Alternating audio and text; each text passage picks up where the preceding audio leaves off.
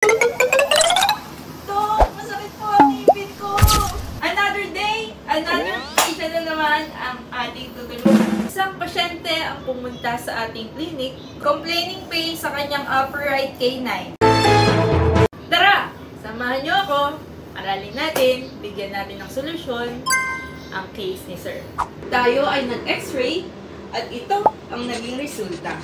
Nakita natin na pwede pa palang isave ang ngipin ni Sir na hindi humahantong sa bunot sa pamamagitan ng root canal treatment. Dito ay tinatanggal ang nerve, nililinis ang kanal, sinisilyado muli ang ngipin, at muling binubuo or binibuild up yung ngipin. After ng root canal treatment, ay ginawa natin si Sir ng crown.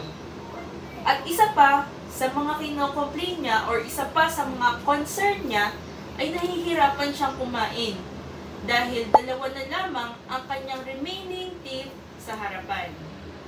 Kaya naman, ginawa natin si Sir ng removable partial denture.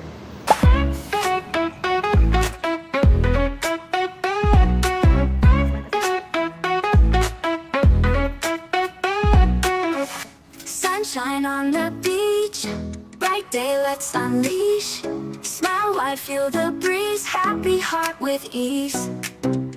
Footsteps in the sand, catch a wave hand in hand. Kiss warm under light, everything feels right. We're living in the sunshine, smiling.